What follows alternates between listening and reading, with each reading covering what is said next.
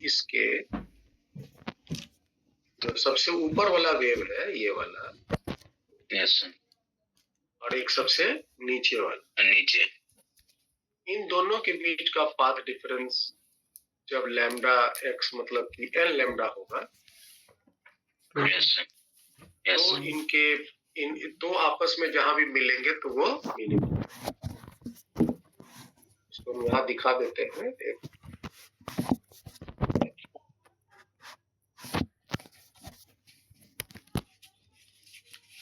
ये आपका मैक्सिमा, ये आपका स्क्रीन है, और ये छिद्र की विड्थ है ए, और यहाँ से जो वेव गया और यहाँ से जो वेव गया, ये तो एंड्स वाले जो वेव्स है, किनारे वाले, यस,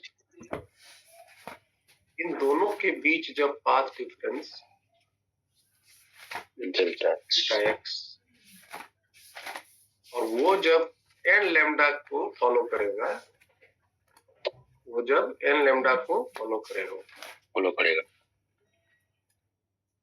तो क्या बनेगा? मिनिमम। मिनिमम,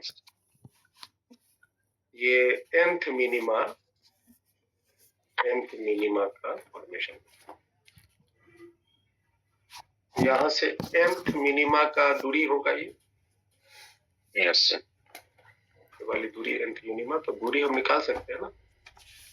यस, अगर हमको डिस्टेंस निकालनी हो कि इसका डिस्टेंस क्या है, आप बता सकते हैं। कैसे डिस्टेंस निकालेंगे? डिस्टेंस ऑफ nth मिनिमा,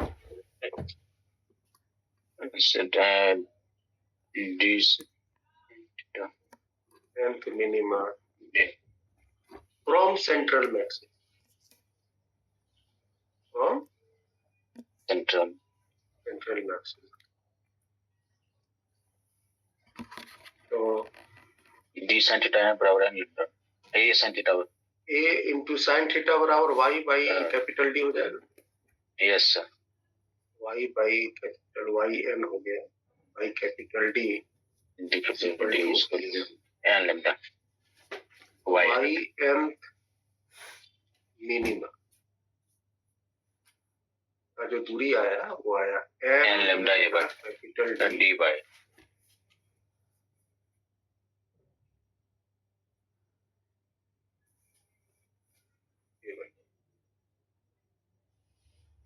तो फर्स्ट मिनिमा फर्स्ट मिनिमा ऊपर नीचे निकाल सकते हैं।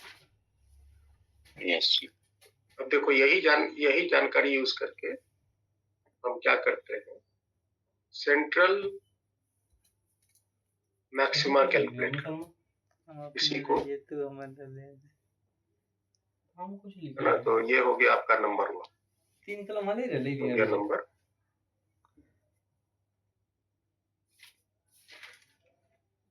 हम यही बगल में करना है, नंबर 2। तो ये तो डिस्टेंस ऑफ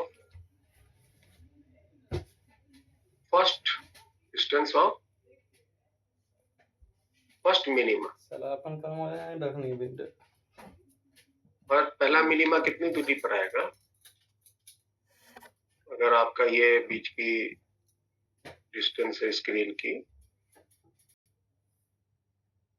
है ना, तो फर्स्ट मिनिमा यहाँ से कितनी दूरी पर आएगा? यहाँ से फर्स्ट मिनिमा की दूरी आप n बराबर 1 रख दें, 1 लैम्डा डी बाय, यस, तो यहाँ से फर्स्ट मिनिमा की दूरी जो आया वो आया यहाँ से n lambda by a, yes sir, ना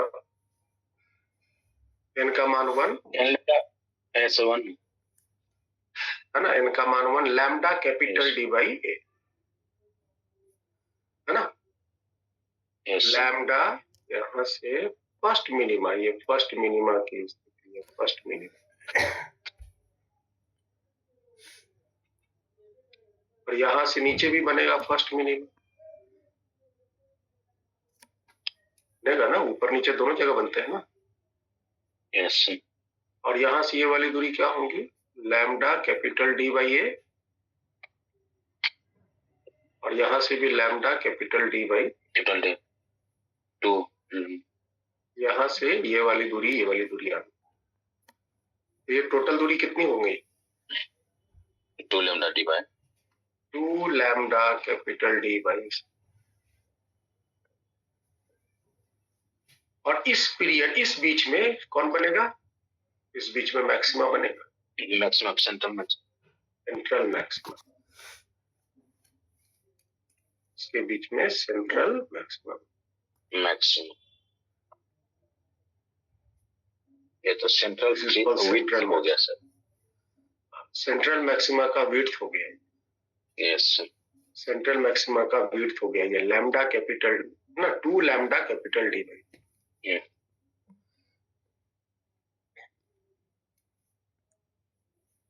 अच्छा, अब बताइए तो डिस्टेंस ऑफ सेकंड मिनिमा कितना दूरी पर है? Second minima distance of 4 lambda d by distance of second minima. ये फर्स्ट मिनिमा की दूरी आया था ना, ये लैम्डा कैपिटल डी बाई है। यस ये आएगा lambda 2 lambda capital D by है। D by yes. यहाँ से ये वाली जो है, यहाँ जितना दूरी ये आया उतना दूरी ऊपर उठेगा, ये सेकंड मिनिमा। दिख रहा है? Yes sir. तो इसके बीच में कौन होगा? इसके बीच में मैक्सिमा ही होगा। Maximum yes. लेकिन इसकी जो इंटेंसिटी होती है वो उतनी ज्यादा नहीं होती, ये इंटेंसिटी इसकी काफी कम होती है, शायद 22 या 22 गुना कम। Yes sir. Yes sir. ये आपका हो गया सेंट्रल मैक्सिमम। ये हो गया कौन? First maximum. दिख रहा है? तो फर्स्ट मैक्सिमा की जो विड्थ है इसको क्या बोलेंगे? अच्छा ये वाली विड्थ कितना बोलेंगे? ये वो तो ये तो y1 था। Yes sir. और यहाँ से यहाँ तक y2 है। तो सर ये lambda D by lambda D by ये हो जाएगा। Yes sir. ये बंदा हो जाएगा। समझ में आया? Yes sir. तो यहाँ देख रहे होगे कि एक और भी हम नीचे बना लेते हैं। ये पोजीशन पर आ गया आपका सेकंड मिनिमा। फिर वही दूरी पर आएगा, यहाँ से यहाँ तक हो गया आपका y1। यस। यहाँ से यहाँ तक हो गया y1, और यहाँ से यहाँ तक होगा y2। y1 का मान यहाँ है, देखो lambda D by A. y2 का मान यहाँ है लैम्डा 2 लैम्डा डी बाई। इन दोनों के बीच भी एक आपका मैक्सिमा है। ये कहलाएगा आपका सेकंड फर्स्ट मैक्सिमा। ये first subsidiary maxima. First subsidiary. अब बोलोगे सर जो इंटरफेरेंस होता था वहां पे सारे मैक्सिमा की तो इंटेंसिटी एक ही होती थी, चाहे वो सेंट्रल मैक्सिमा ले लो, फर्स्ट मैक्सिमा ले लो, सेकंड मैक्सिमा ले लो, सभी मैक्सिमा की तो इंटेंसिटी एक ही होती थी। तो यहाँ पे ऐसा क्यों है कि सेंट्रल मैक्सिमा की इंटेंसिटी देख रहे हैं इतना ज्यादा है, उसके बाद नेक्स्ट मैक्सिमा की इंटेंसिटी कम हो गया, और उसके आगे जो मैक्सिमा बनेगा उसकी इंटेंसिटी और कम हो जाएगा, है ना? ऐसा क्यों होता है? ऐसा तब आपको पता चलेगा जब आप इसके कंडीशन को समझो। तो चलिए हम कंडीशन तैयार करते हैं फॉर मिनिमा। ठीक है? Sorry, maximum. क्या यहाँ तक क्लियर है सब कॉन्सेप्ट? इतना भी चीज बताया? यस।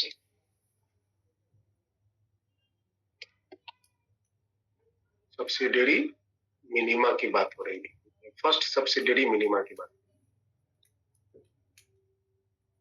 ये सेकंड सब्सिडियरी मिनिमा, ये एंड सब्सिडियरी मिनिमा। अब आइए बात करते हैं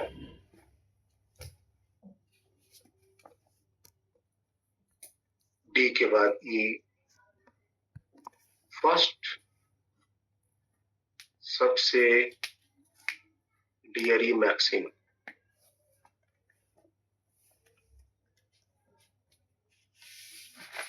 इसके लिए पाथ डिफरेंस जानते हो क्या होता है? इसके लिए पाथ डिफरेंस होता है 3 लैम्डा बाई 2, है ना? तो थोड़ा सा बैक वाला पेज देखिएगा। एक मिनट, हम इसको थोड़ा और अलग से, थोड़ा डिटेल से और इसको डिस्कस, पहले देख लो ये।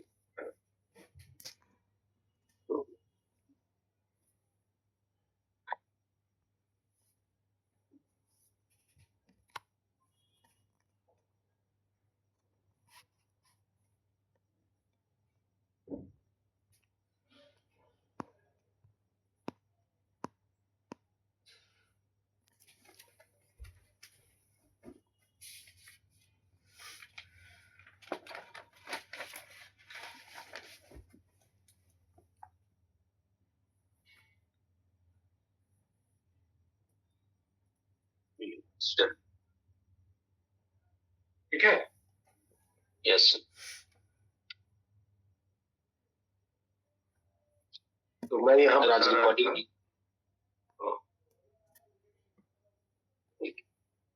Recording in progress. तो आज मैं बता रहा था कि स्टार्ट करेंगे कंडीशन फॉर मैक्सिमा, है ना? तो कंडीशन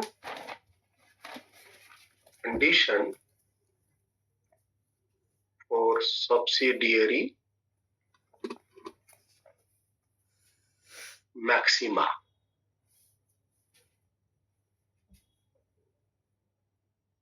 इसके लिए जो पाथ डिफरेंस आता है वो इंटरफेरेंस का मिनिमा का कंडीशन। इंटरफेरेंस का मिनिमा का क्या क्या कंडीशन था?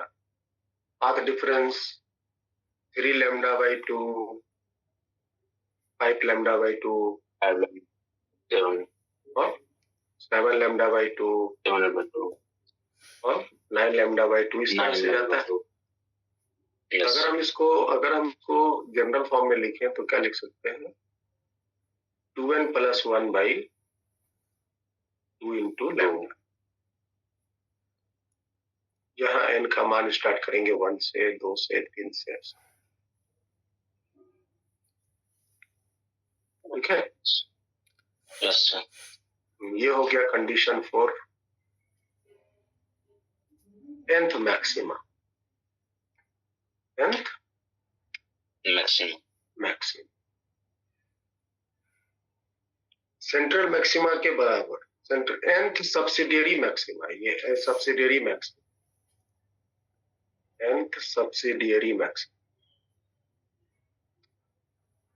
Subsidiary maxima. एक तो सेंट्रल मैक्सिमा बना हो तो स्पेशल बना अपना,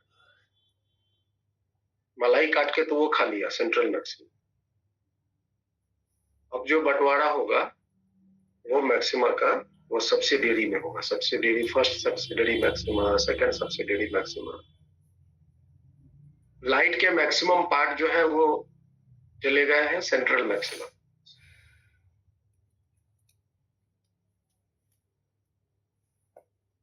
तो आइए हम यहां से पहला कंडीशन लेते हैं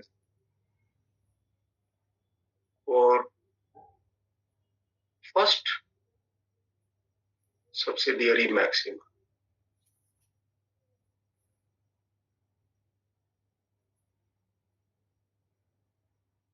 इसके लिए पाथ डिफरेंस कितना हुआ? 3 लैम्डा बाई 2। यस। n का मान 1 ले लेंगे, n का मान 1 ले लेंगे तो 1 इंटू 2, 2 प्लस 1, 3 बाई 2।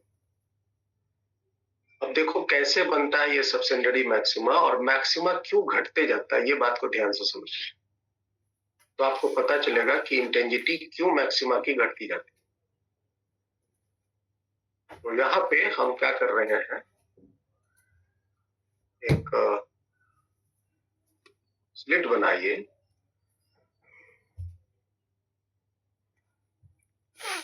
एक हमने स्लिट बनाया, इसको हमने छेद किया, थोड़ा सा क्रम बढ़ा लिए हैं ताकि हम इसके जो छोटे छोटे वेवलेट्स हैं उसको डिफरेंट डिफरेंट है ना नंबर से रिप्रेजेंट कर सके। और ये आपकी कौन हुई, ये स्क्रीन है और यहाँ से स्क्रीन की दूरी है ये।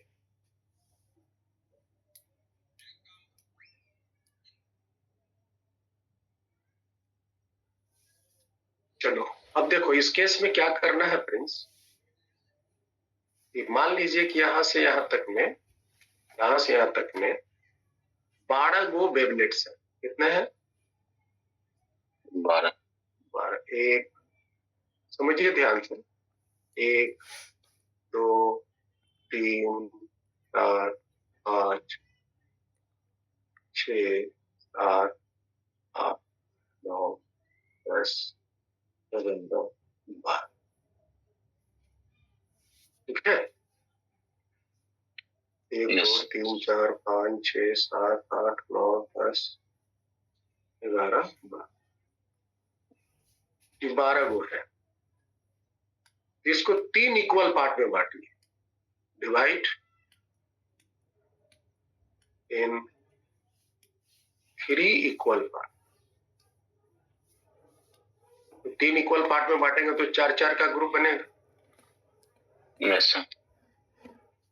3 इक्वल पार्ट में बांटेंगे तो 4-4 का ग्रुप बनेगा। अब जैसे मान लीजिए, ध्यान से सुनिए और इसको बस इसी को समझ लीजिए, आगे का अपने आप कहानी समझ में। ये दोनों वेव्स, ये ऊपर वाला और एक नीचे वाला, सबसे ऊपर वाला और सबसे नीचे वाला मिला,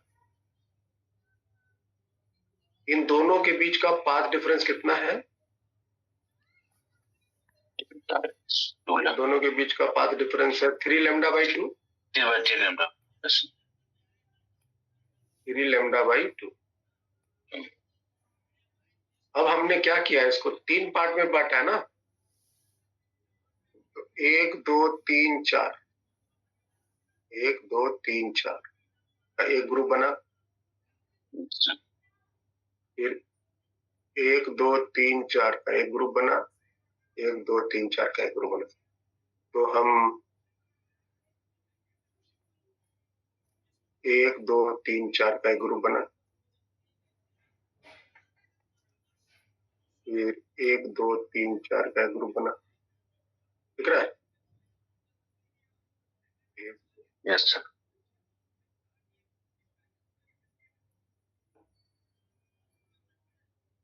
इसके बीच में 4 गो, 1 2 3 4, ज्यादा हो गया क्या? नहीं ठीक है सर। ठीक है, यहाँ से ले लेता हूं। इसके बीच में 1 2 3 4 गो का हो गया, फिर इसके 1 2 3 4, सब में 4 गो का मतलब प्लेयर होना चाहिए। 1 2 3 1 2 4 गो का। यहाँ से देखें 1 2 3 4। अब बताइए तो यहाँ पे इनके बीच का पाथ डिफरेंस क्या होगा? ये 3 λ/2 है तो 3 बार में बट गया ना ये। 3 बार यस सर, λ/2। ये हो जाएंगे आपके λ/2, ये हो जाएंगे λ/2। ये क्या हो जाएंगे? लैम्डा। Yes sir. ये लैम्डा होंगे ना, और ये 3 λ/2। अब बताइए यहां से जो वेव चला, इसकी दोनों की बात कीजिएगा, एक यहां से जो वेव चला और इसका जो वेव चला ये वाला, इन दोनों के बीच का पाथ डिफरेंस कितना? λ/2। इसका जो वेव चला और ये जो वेव चला, इन दोनों के बीच का पाथ डिफरेंस कितना? λ/2। λ/2। ये जो चला और उसके नीचे जो एक ये चला, इसके बीच का पाथ डिफरेंस कितना? λ/2। λ/2। ये जो चला और इसके नीचे जो एक चला, इसके बीच का पाथ डिफरेंस कितना? λ/2। और ये जो चला और इसके नीचे जो ये चला, इसके बीच का पाथ डिफरेंस कितना? λ/2। यहां से यहां तक ये जो आपका फर्स्ट सेट है, ये जो आपका फर्स्ट सेट है, ये जो आपका सेकंड सेट है, ये सेट ए और ये सेट बी, ये जो वेव्स हैं इनके आपस में पाथ डिफरेंस कितने बने? λ/2। तो ये दोनों आपस में क्या हो गए? कट मर गए, खत्म हो गए। Yes sir. मिनिमा बनते हैं ना, मिनिमा बनते हैं तो एनर्जी जो है उसके कैंसिल हो जाए, घट जाए। और यहाँ जो नीचे वाला जो 4 गो और बच गया, ये जो नीचे वाला 4 गो और बच गया, इसके साथ तो कोई प्लेयर खेला नहीं खेला। इसके साथ क्या कोई सेटिंग है, कोई ग्रुप है? नहीं सर। और ये अपना पूरा वेव जा एनर्जी ले जा करके यहाँ पे पहुंचा देगा, इस जगह पे। ये अपनी पूरी एनर्जी ले जा करके यहाँ पहुंचा, ये अपनी पूरी जाके एनर्जी यहाँ पहुंचा, ये जाके अपनी पूरी एनर्जी पहुंचा। दिख रहा है? ये सब अपनी पूरी एनर्जी ले जाकर पहुंचा। तो ये सारे जो है लाल वाले जो सारे हैं वो क्या हो गए हैं? कैंसिल हो गए ना। Yes sir.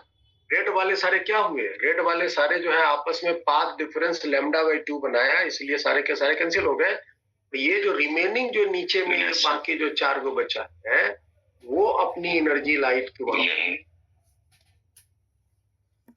है ना, ये इसकी लाइट ऑफ। Yes sir. यहाँ लिख लीजिए set A set B, set A set B path difference λ/2 hence formed minima. और ये जो remaining part of light energy reaches to P, ये पॉइंट P पर पहुंचते हैं। तो आप समझ लीजिए कि पूरे जो वेव्स हैं उसका 1/3 ऑफ लाइट यहाँ पहुंचा। Yes sir. पूरे वेव का 1/3 ऑफ लाइट पहुंचा। बहुत सारी लाइट एनर्जी तो सेंट्रल मैक्सिमा ले लिया ना। अच्छा, इसमें भी क्या होते हैं, इसमें भी जो बहुत सारे वेव्स हैं जो वहां पहुंच गए, हो सकते हैं इनमें से कोई अगर पाथ डिफरेंस λ/2 अगर ऐसा कुछ बना लिया, ये भी कट मर जाके खत्म हो जाते हैं। तो यहाँ जो एनर्जी पहुंचता है वो अप्रोक्सीमेटली एनर्जी जो है एनर्जी ऑफ लाइट है ना, is about 22 times less than the central maxima. Central maxima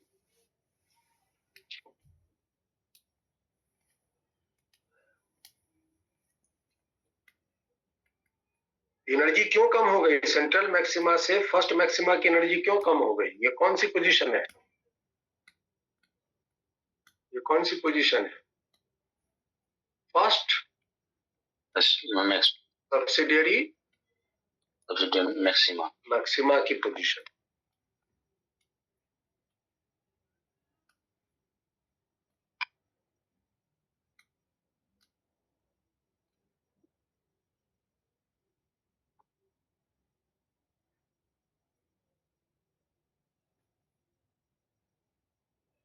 तो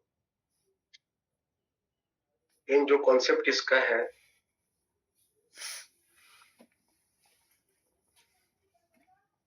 वो आपको समझ में आया। अगर हम यहाँ पे और सेकंड, जिसको हम नेक्स्ट पे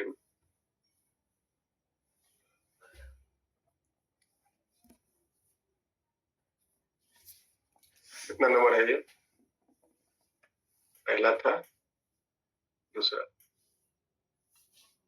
और सेकंड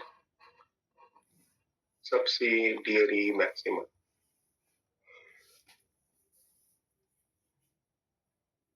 सेकेंड सब्सिडियरी मैक्सिमा के लिए पाथ डिफरेंस क्या लें? 5 lambda by 2. 5 lambda by 2। इनका मान 2 हो गया, 2 दूनी 4 1 5 लैम्डा बाई 2।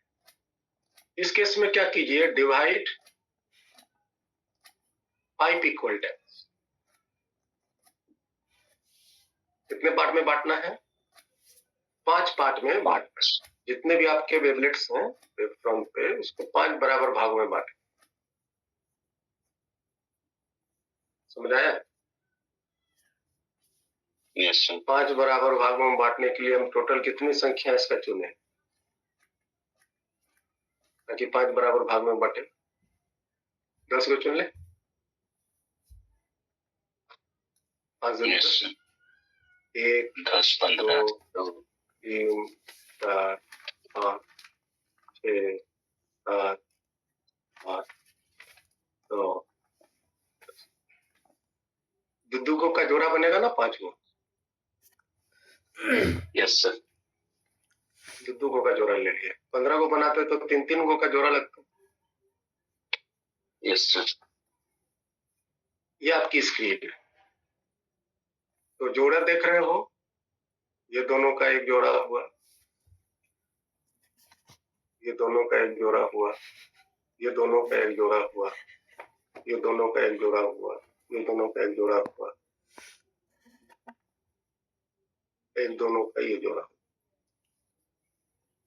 दो का जोड़ा बन गया। ये सेट ए हुआ, ये सेट बी हुआ, ये सेट सी है, ये सेट डी है, ये सेट 5 लोग।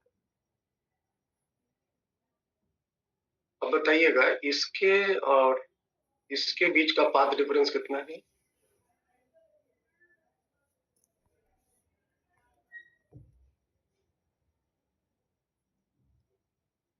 Lambda by 2. इसके और इसके बीच का पाथ डिफरेंस है 5 lambda by 2. Lambda by 2। 5 lambda by 2।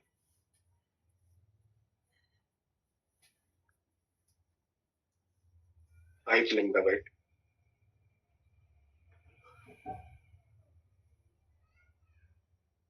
तो इस दोनों के बीच का पाथ डिफरेंस कितना हो जाएगा?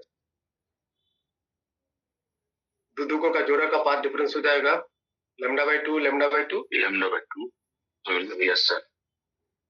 दोनों के बीच का पाथ डिफरेंस ये वाला कितना हो जाएगा? Lambda by 2। Lambda by इन 2. दोनों का पाथ डिफरेंस हो जाएगा लैम्डा, है ना? इन Yes, दोनों sir. का हो जाएगा 3 लैम्डा बाई 2। इन दोनों का हो जाएगा 2 लैम्डा, ये वाला।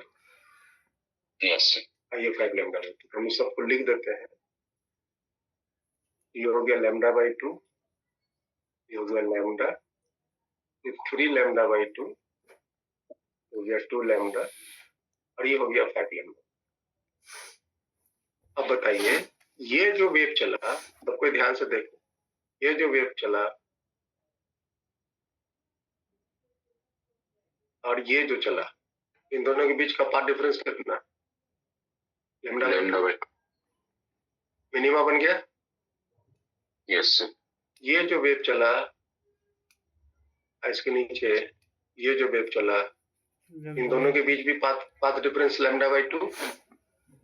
Yes, sir. ये दोनों क्या बना लिया? मिनिमा। Yes, sir. इन दोनों के बीच का पाथ डिफरेंस हो गया lambda by 2।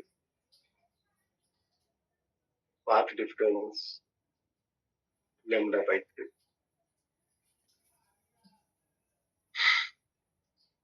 Path difference lambda by 2 minima बन गया। चलो अब बताओ सी और डी की कहानी। अब बताओ सी और डी की कहानी। सी का जो पहला वाला वेव है ये वाला,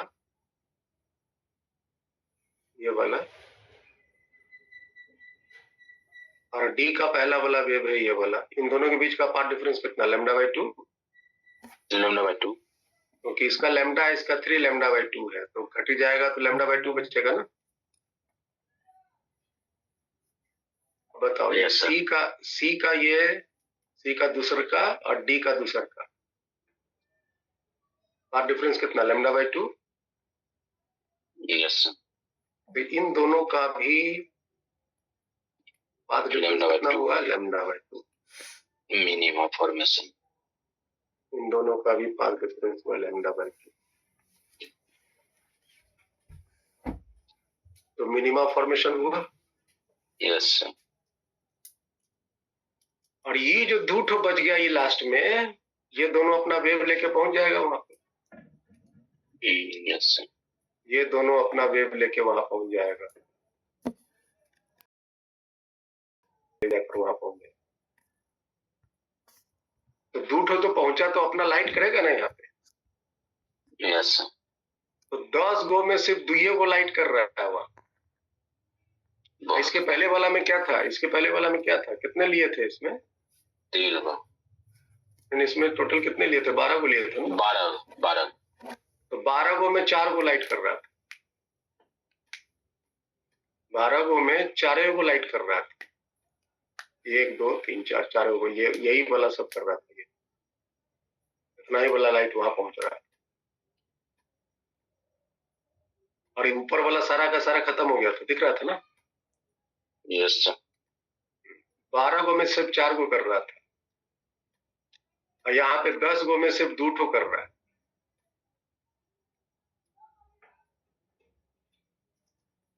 तो किस में ज्यादा कर रहा है?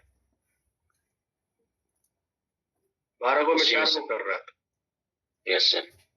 इसमें 10 गो में सिर्फ 2 ठो कर रहा है, तो इसमें तो और कम कर रहा है ना। Yes sir. ये पोजीशन पर बना सेकेंड सब्सिडियरी मैक्सिमा। यस।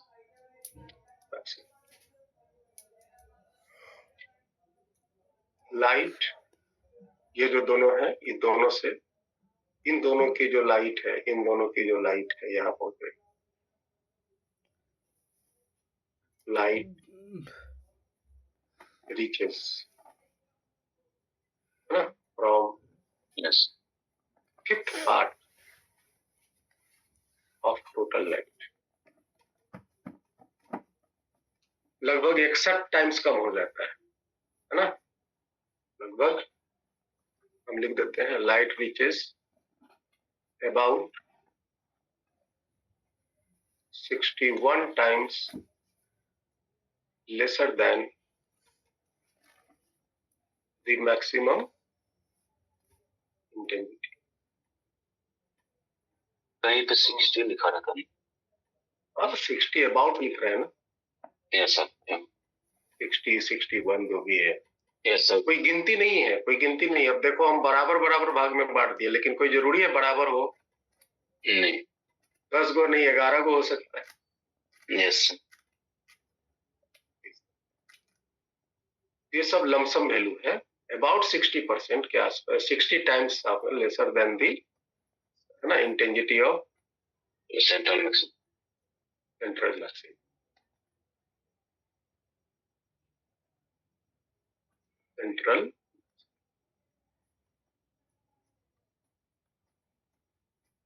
चलिए, तो समझ में आया। यस। अब हम इस सब को नोट कर रहे हैं, जितने भी लास्ट क्लास में हमने सारा चीज डिस्कस किया है, उस सबको हम इंपॉर्टेंट पॉइंट्स के रूप में नोट कर रहे हैं। बस यही एग्जाम पॉइंट ऑफ व्यू से आपको दिमाग में, ठीक है। Yes sir. Some important points regarding to diffraction।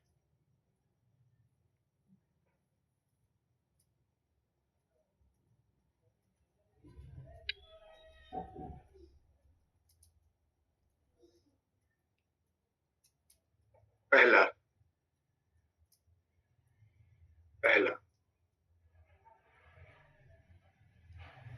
condition for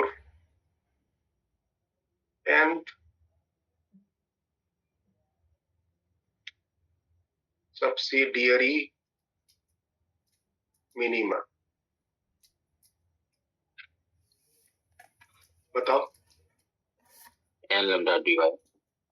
नहीं, condition for delta x is equal to descent. Yes, n. हाँ, ठीक बोल रहा है। d sin theta is equal to n lambda.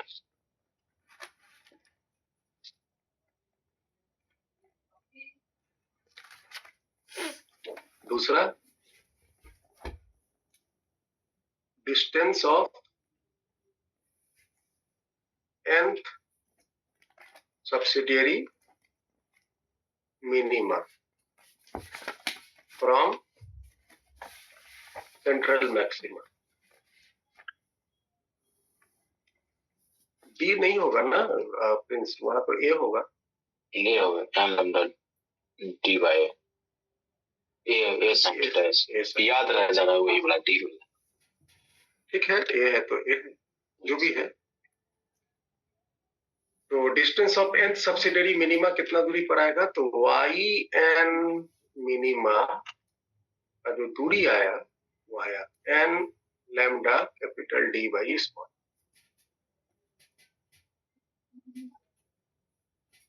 ठीक है, नेक्स्ट कंडीशन फॉर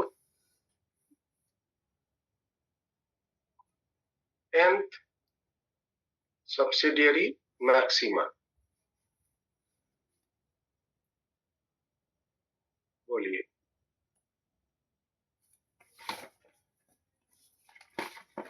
सबका n का मान 1 से शुरू होगा, 1 2 3, किसी का भी 0 से नहीं होगा, सब सब्सिडियरी है। इसके लिए पाथ डिफरेंस का क्या कंडीशन था, d sin थीटा तो फॉर्मूला ही है, ये है 2n plus 1 by 2 into lambda, यही था ना।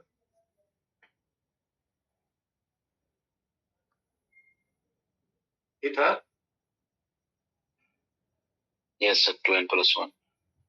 2n plus 1 by 2। yes. चौथा, distance of nth subsidiary maxima from central maxima. Central maxima से वो कितनी दूरी पर बनेगा, तो yn मैक्सिमा। इसी में साइन थीटा की जगह y बाई कैपिटल D ले लेंगे, 2n plus 1 lambda by 2d. Lambda capital D 2a n होगा। बाई 2 है, तो यहाँ पर फिर d लिखा गया, हमसे भी गलती हो yes.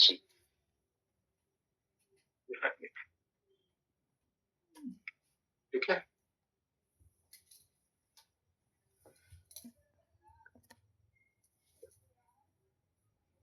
आगे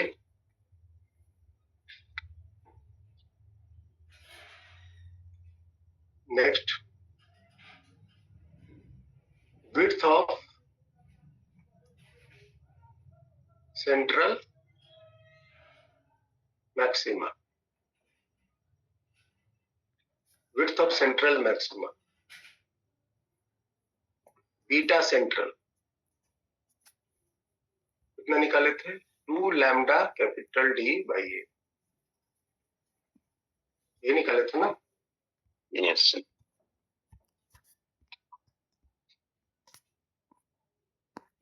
और इसी में एक और भी यही जोड़ दीजिए, width of next higher subsidiary maxima.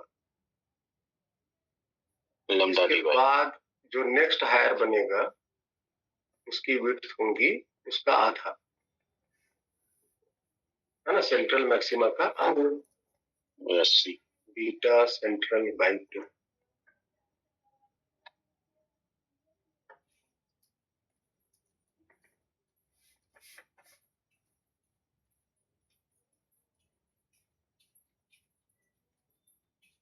Beta central by 2, ठीक है।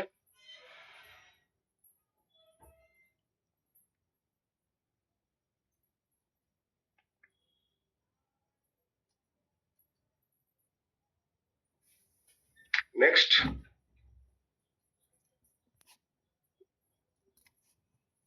Seven, intensity. Intensity of central maxima मान लेते हैं आई नॉट। तो intensity of first subsidiary maxima I not by 22। अब एग्जाम में 22 की जगह 20 लिखा है तो भी सही है, 21 लिखा वो भी सही है। समझ में आया friends? Yes sir. Intensity of second subsidiary maxima, ये सब लमसम है। आई नॉट बाई 60, 60 नहीं लिखा, 61 लिखा वो भी सही है, 62 लिखा वो भी सही है, 59 लिखा वो भी सही है, सब लमसम है, ठीक है। और ये तो हुआ सेकेंड सब्सिडियरी मैक्सिमा। थर्ड में तो इंटेंसिटी बहुत बहुत कम हो जाता है। थर्ड में जो इंटेंसिटी है वो बहुत बहुत 180 गुना कम हो जाता है। तो आप यहाँ कह सकते हैं इन diffraction there are very few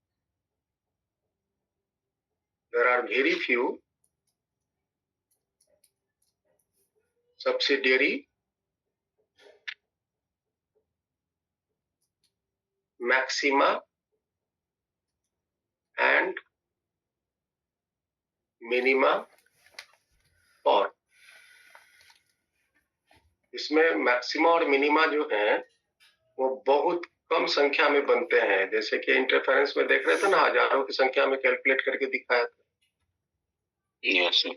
यहाँ पे 2-3 तक जाते जाते खत्म हो जाता, 2-3 तक जाते जाते खत्म हो जाता। अगर हम इसका एक डायग्राम दिखाएं, ये आपका विड्थ है, स्लिट की विड्थ ए,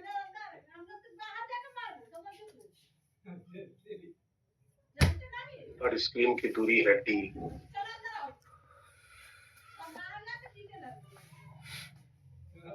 ये बना सेंट्रल मैक्सिमा,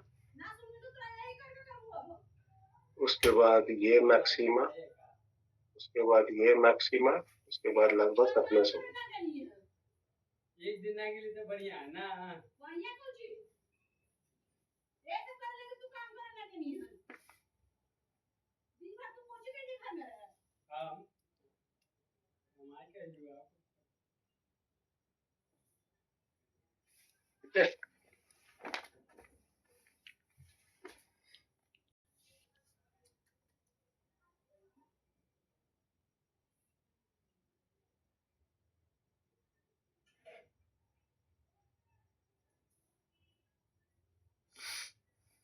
ये है सेंट्रल मैक्सिमा,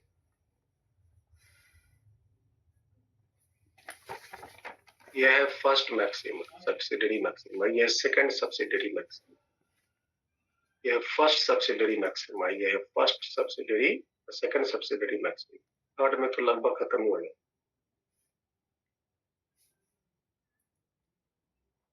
यह है सेंट्रल मैक्सिमा। ये क्या है? First subsidiary subsidiary maximum. maxima. ये है सेकेंड subsidiary maxima. यहाँ पर भी यह है फर्स्ट subsidiary maxima. यह है सेकेंड subsidiary maxima.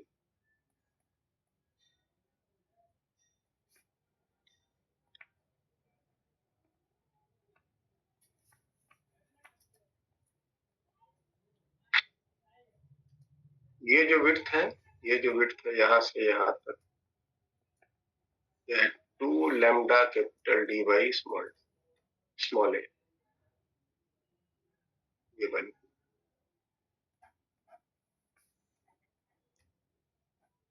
उसके बाद ये वाली जो दूरी है वो सिर्फ आधा हो जाता है, लैम्डा डी बाई स्मॉल।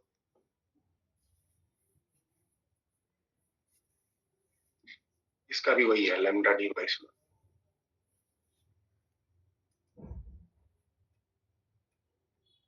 ये जो बीच में धंसा हुआ पोर्शन है वो क्या है? मिनिमम। ये है फर्स्ट सबसिडियरी मिनिमा।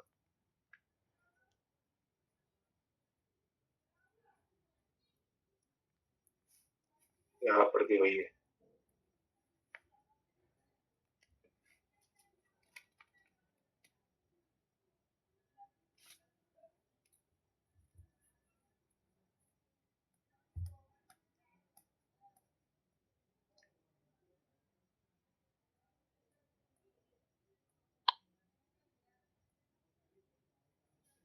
यह सेकेंड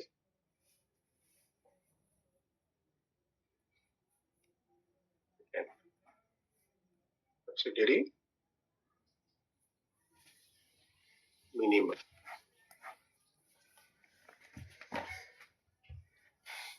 ये उसका चित्रित वर्णन है।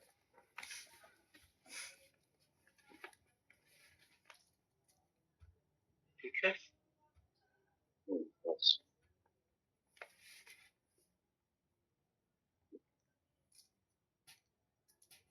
इसमें जो न्यूमेरिकल्स हैं बस इसी पार्ट से जितना भी हमने फॉर्मूला यहाँ लिखा है ना, यस इसे आपसे पूछे जाए।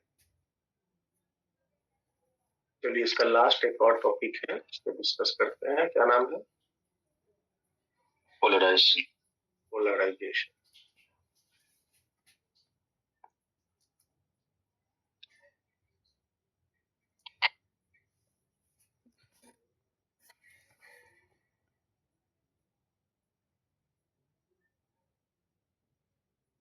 The light can be considered as an electric wave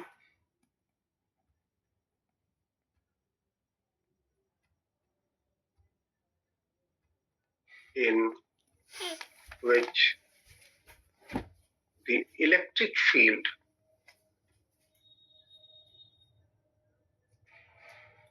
oscillate, due to which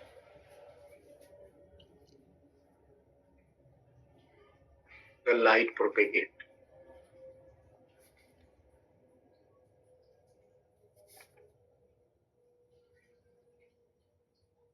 light को हम इलेक्ट्रोमैग्नेटिक वेव कहते हैं ना।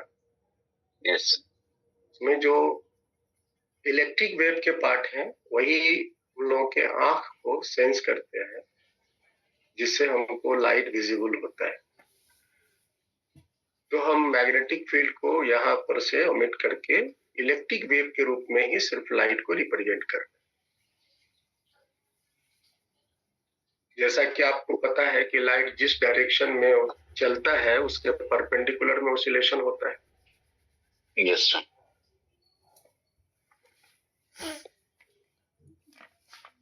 The electric field oscillate in perpendicular to the direction of propagation of light.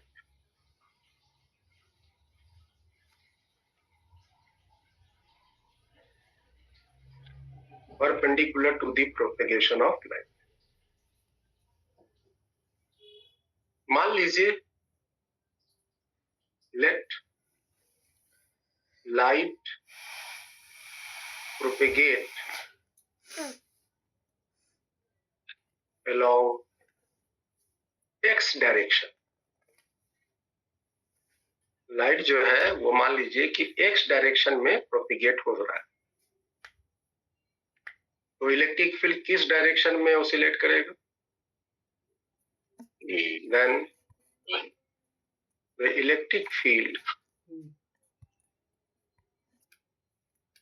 plane, है ना, yes, may oscillate in any direction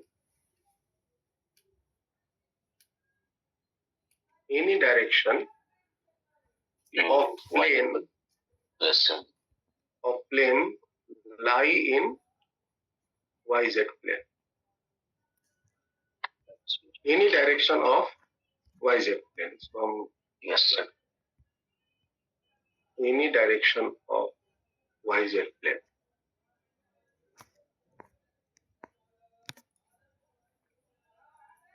perpendicular है, perpendicular रहेगा।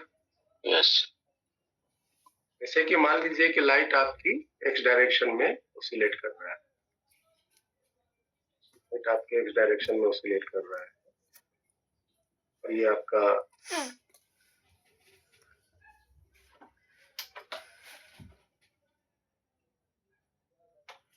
y और z प्लेन है,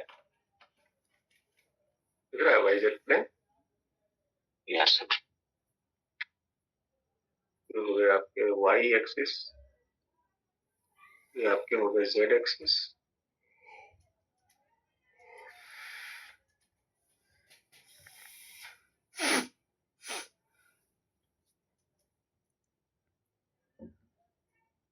तो जो इलेक्ट्रिक फील्ड है वो इलेक्ट्रिक फील्ड या तो इस डायरेक्शन में ऑसिलेट कर सकता है या इस डायरेक्शन में जो yz प्लेन में है इसमें ऑसिलेट कर सकता है या इस डायरेक्शन में ऑसिलेट कर सकता है या ऐसे ऑसिलेट कर सकता है। ये सब के सब इस डायरेक्शन में है, इस प्लेन में है, yz प्लेन में, yz प्लेन।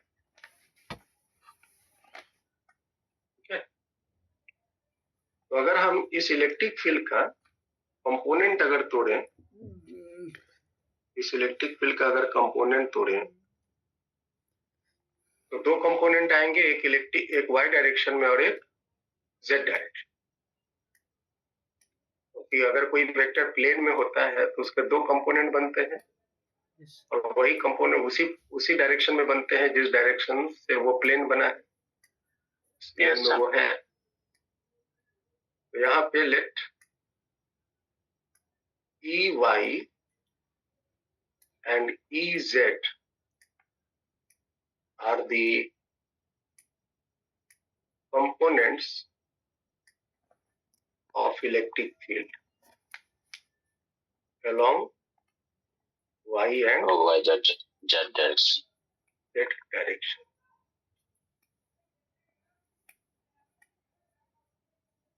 तो हम अगर चाहें तो इलेक्ट्रिक ये जो आपकी वेव है, जो x डायरेक्शन में वेव चल रहे हैं,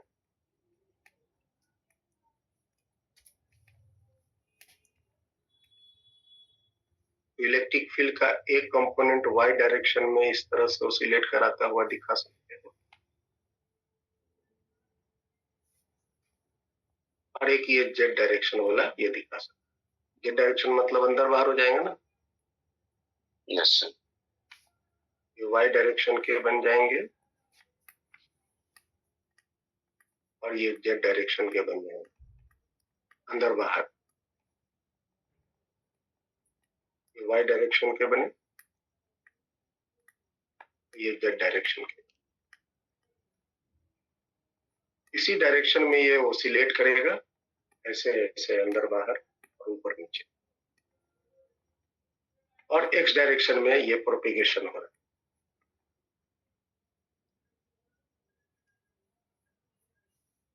ये वेव का प्रोपेगेशन है।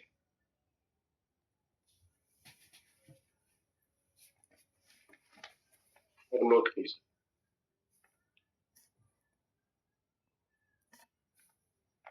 unpolarized and polarized light. Unpolarised light क्या होता है और पोलराइज्ड लाइट क्या होता है? The light containing both EY and EZ component called unpolarized light. जिस लाइट में ये दोनों कंपोनेंट मौजूद हैं उसको हम क्या बोलेंगे? Unpolarised. The light containing only one, either one,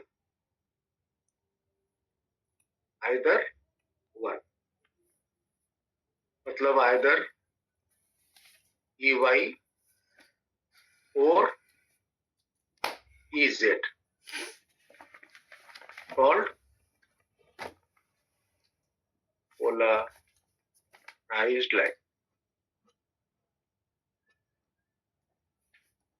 क्या बोलते हैं भाई? Polarized light. अगर हम इसको दिखाएं करके कि भाई कैसा होता है,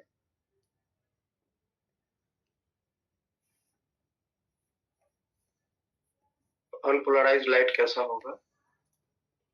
अनपोलराइज्ड लाइट में जैसे ये लाइट जा रहा है,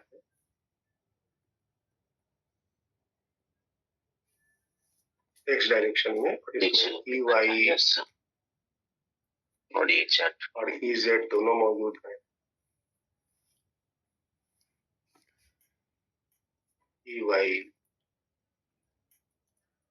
और EZ दोनों मौजूद हैं। ये अनपोलराइज्ड लाइट हो गया। अनपोलराइज्ड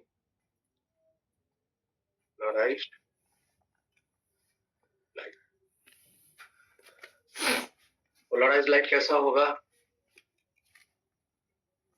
पोलराइज्ड लाइट में दोनों में से बस एक ही कंपोनेंट रहेंगे। ये वाला रहे,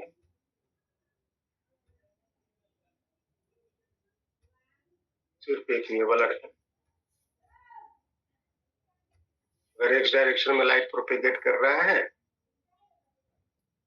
तो सिर्फ वाई कंपोनेंट ही अगर रहता है, सिर्फ वाई, जेड नहीं है। यहाँ पे EZ का वैल्यू 0 है, ओनली EY है। ये क्या कहलाएगा? Polarized light. तो बोले प्लेन पोलराइज्ड लाइट।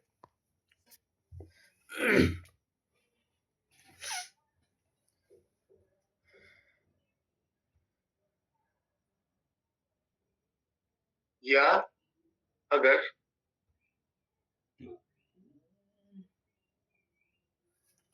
सिर्फ EZ ही मौजूद है, एक्स डायरेक्शन में अगर लाइट प्रोपेगेट कर रहा है और सिर्फ यही वाला मौजूद,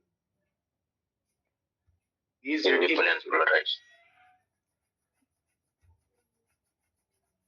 अंदर बाहर वाला, इसमें EY 0 है और सिर्फ EZ ही है, तो ये क्या कहलाएगा? Again plane polarised.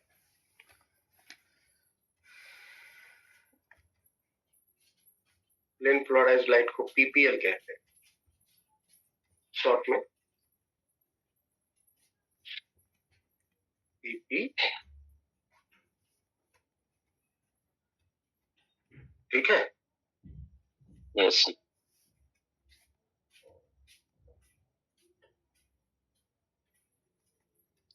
इस काम को कौन करेगा? इनमें से दोनों कंपोनेंट में से एक कंपोनेंट को कौन छाटेगा? इस काम को करता है पोलराइजर।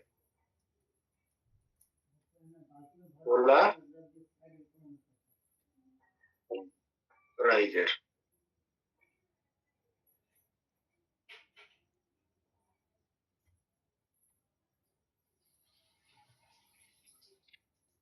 makes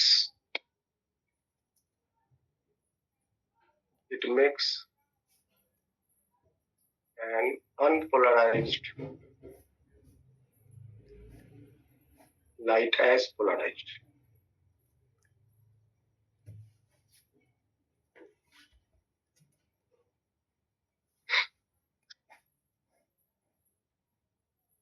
समझ में आया? Yes, sir. अनपोलराइज्ड नहीं होता।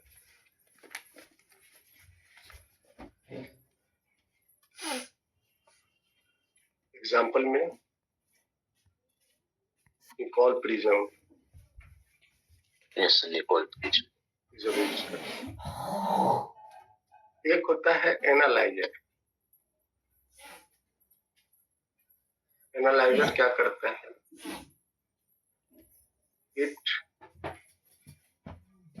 reduces the intensity of polarized light.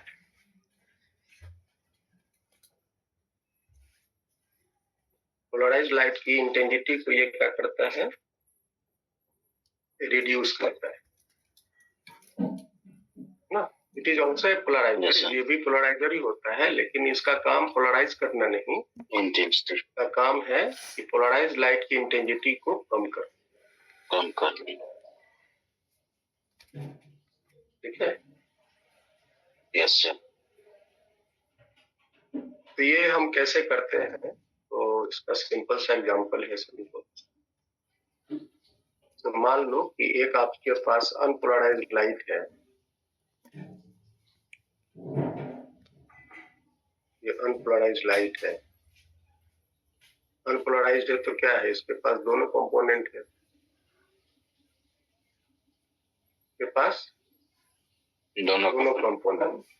अभी तो ये अनपोलराइज्ड वाई भी है और इजेड भी, वाई भी है और इजेड भी है। ये है अनपोलराइज्ड। ये कौन है? अनपोलराइज्ड। मान लीजिए इसकी इंटेंसिटी हम मान लेते हैं आई यू। इसके पास अब हम इसके रास्ते में एक पोलराइजर रखते हैं। ये पोलराइजर रखा जिसका ये है एक्सिस ऑफ ट्रांसमिशन। ये है एक्सिस ऑफ ट्रांसमिशन। इसका काम क्या है? जो इसके डायरेक्शन में वाइब्रेशंस हैं उसको पार कर देगा। This is called axis of transmission. Axis of transmission.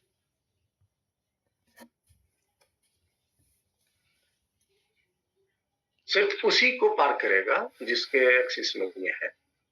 तो किसको पार करेगा? ईवाई को पार कर देगा। जी, Yes, sir. ईवाई को पार कर देगा और इजेड को पार नहीं कर पाएगा। इजेड को रोक देगा। ये आपका ईवाई वाला पार कर जाएगा और इजेड वाला बंद हो जाएगा।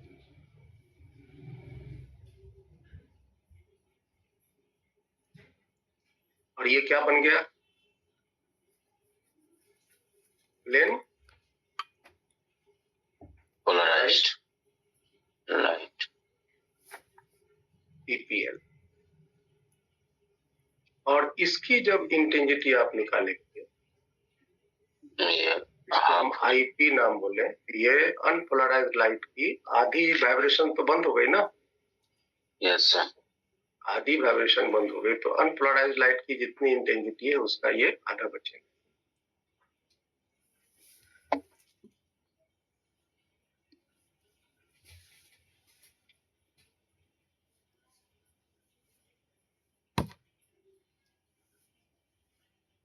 ये आधी इंटेंसिटी को खत्म कर। अब हम इसके आगे में थोड़ा सा रोटेट करके इसी पोलराइजर को, ये आपका पोलराइजर है,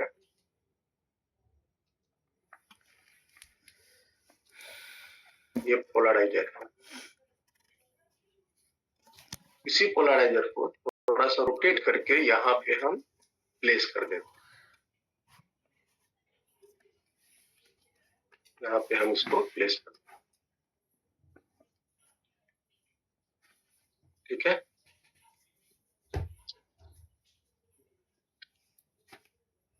तो मैंने यहाँ प्लेस कर दी।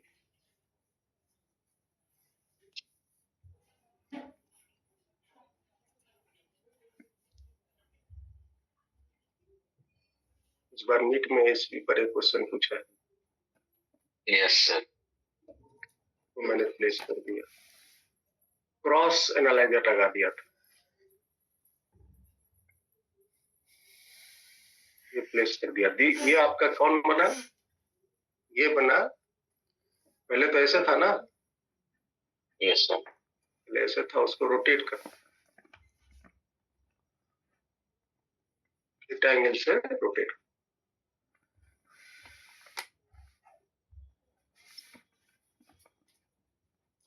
ये था वाइब्रेशन की डायरेक्शन। वाइब्रेशन के डायरेक्शन से एक्सिस ऑफ ट्रांसमिशन, ये आपका एक्सिस ऑफ ट्रांसमिशन।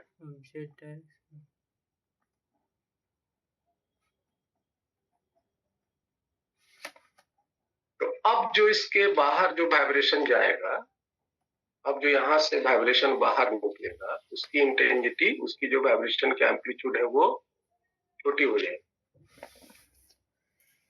दिख रहा है? यस। उसकी जो वाइब्रेशन के एम्पलीट्यूड है वो कम हो जाएंगे। तो ये होना चाहिए।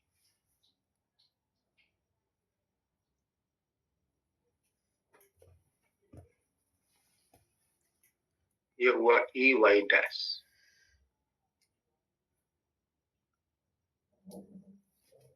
और ई वाई डैश का मान कितना के बराबर होगा? तो ये बराबर होगा ई वाई कॉस थीटा। कितना आएगा? E Y cos. ये भी अभी प्लेन पोलराइज्ड लाइट ही है, प्लेन पोलराइज्ड लाइट ही है ना? After passing through analyser. वो जो बगल में रोटेट करके लगाए वो कौन हुआ?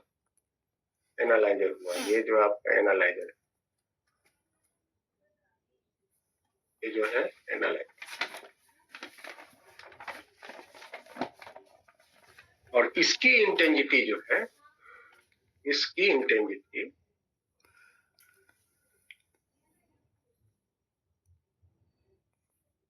आई फाइनल आई, ये बराबर होता है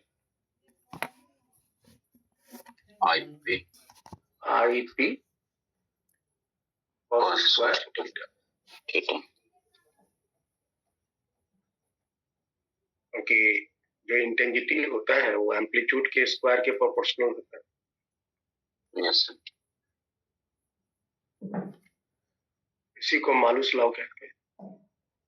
यस सर, मालूस लॉ। इसी को मालूस लॉ।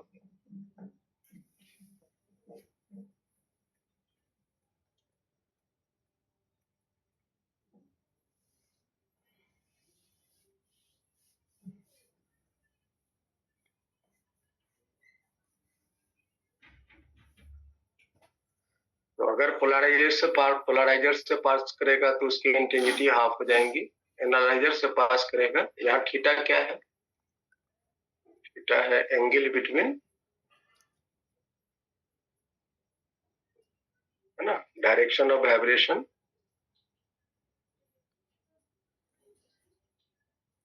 एंड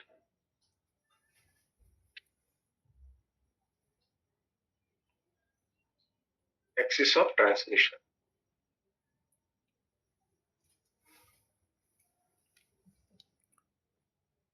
ये जो डायरेक्शन ऑफ वाइब्रेशन है येलो वाला, इसी तरह ना वाइब्रेट कर रहा है ये Yes. ऐसे ऐसे वाइब्रेट कर रहा है, और ये axis of rotation, axis of transmission थोड़ा सा बेंड करेगी। इन दोनों के बीच का एंगल आपका थीटा है।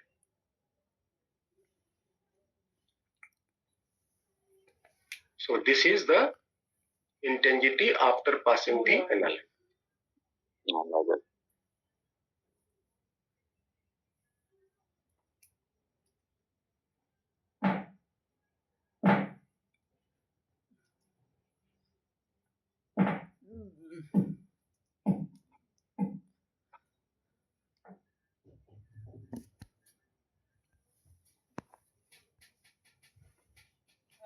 दादा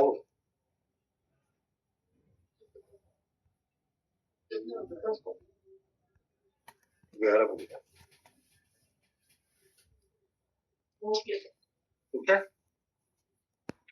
Yes, sir. एक लास्ट है इसमें ब्रीवेस्टर law.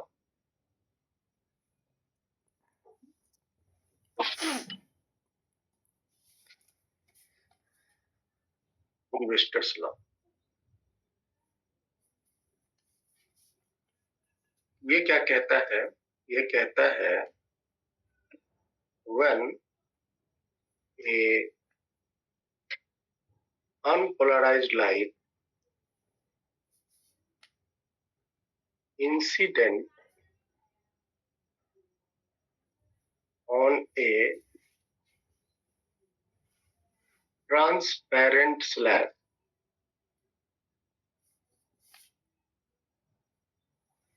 at a particular angle of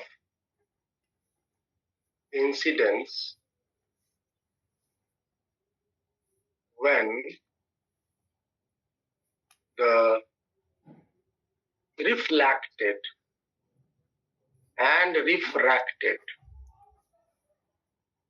rays become perpendicular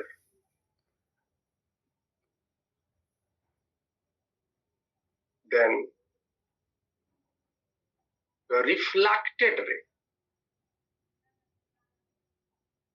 will become plane polarized, will become plane polarized with the vibration perpendicular to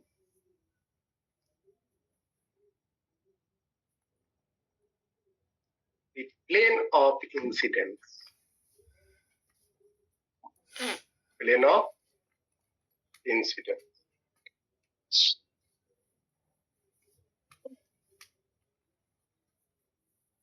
In such case, the angle of incidence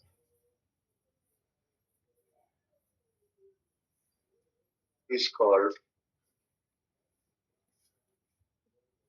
angle of polarization. Angle of Polarized. ये है ब्रीवेस्टर। इन्होंने एक खास चीज observe करा। इन्होंने क्या देखा कि अगर हम कोई एक अनपोलराइज्ड लाइट को, जैसे मान लो ये कोई स्लैब है,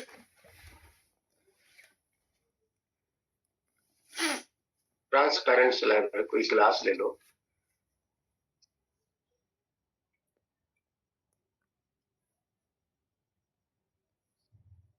और इस पर एक लाइट जो अनपोलराइज्ड है उसको इंसिडेंट करो, जो कैसा है? अनपोलराइज्ड। ये उसका नॉर्मल है, दिस इज नॉर्मल। ये अनपोलराइज्ड लाइट है। अनपोलराइज्ड लाइट का मतलब क्या हुआ? दोनों पोलराइज लाइट में दोनों वाइब्रेशंस हैं, दिख रहे हैं, दोनों वाइब्रेशंस दिख रहे हैं।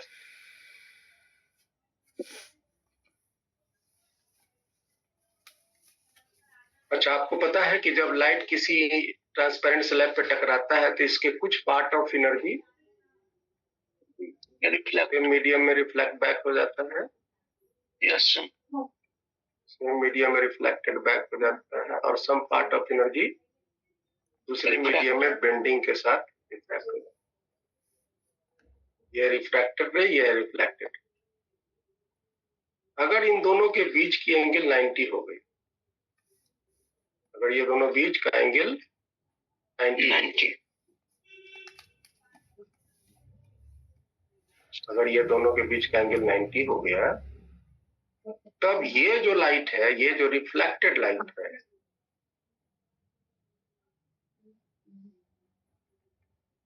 Become plane polarised.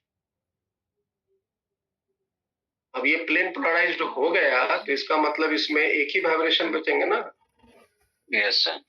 कौन से वाइब्रेशन बचेंगे, ई वाई वाला या ई जेड वाला? इजेड वाला, ई जेड वाला बचेंगे। यहाँ लिखा हुआ है with vibration perpendicular to the plane, yes E Z वाला वाइब्रेशन सिर्फ इसमें, ये वाला ही वाइब्रेशन सिर्फ इसमें, ई वाई वाला वाइब्रेशन सिर्फ ई जेड वाला ही बचेगा।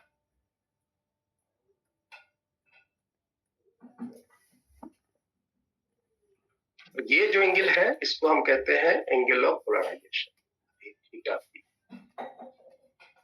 एंगल ऑफ पोलराइजेशन को थीटा पी बोलते हैं। चलो, आपको तो ये पता है कि अगर ये एंगल ऑफ थीटा पी है तो भी थीटा पी हो। यस, एंगल ऑफ इंसिडेंस बराबर एंगल ऑफ रिफ्लेक्शन, और ये तो 90 हो गया, 90 डिग्री। अभी तो जानते हो आर होता है, यस, तो आर और थीटा पी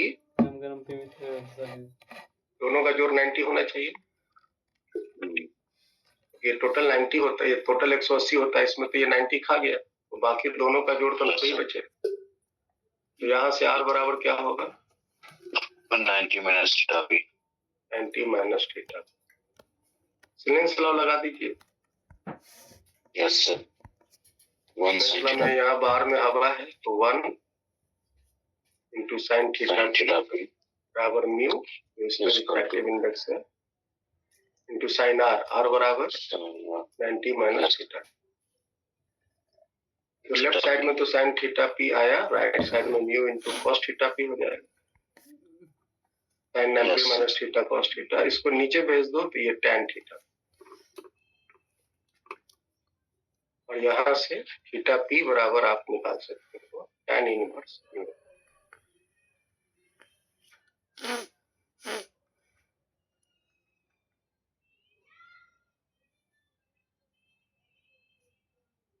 ठीक है। और ये जो रिफ्रैक्टेड रे है, ये जो रिफ्रैक्टेड रे है, ये अनपोलराइज्ड ही रहेगा। ये जो रिफ्रैक्टेड रे, ये पोलराइज नहीं होगा, सिर्फ पोलराइज कौन होगा? रिफ्लेक्टेड। अगर यहाँ म्यू की जगह मान लो √3 है तो √3 यहाँ वैल्यू रखोगे तो आ जाएगा 60 डिग्री। लाइट को अगर 60 डिग्री पर डालोगे तो ये जो रिफ्लेक्टेड लाइट है वो प्लेन पोलराइज होगा।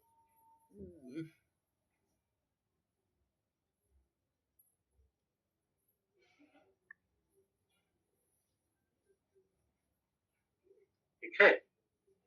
यस, ये था पोलराइजेशन।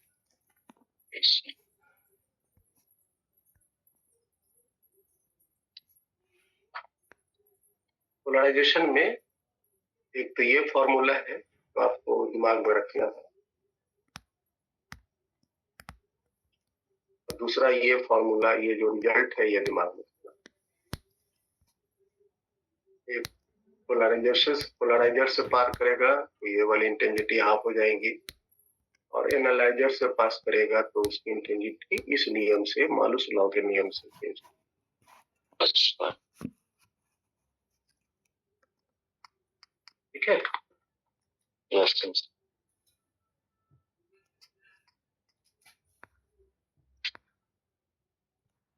तो चलिए आज हम लोग यहीं तक रखेंगे। यस।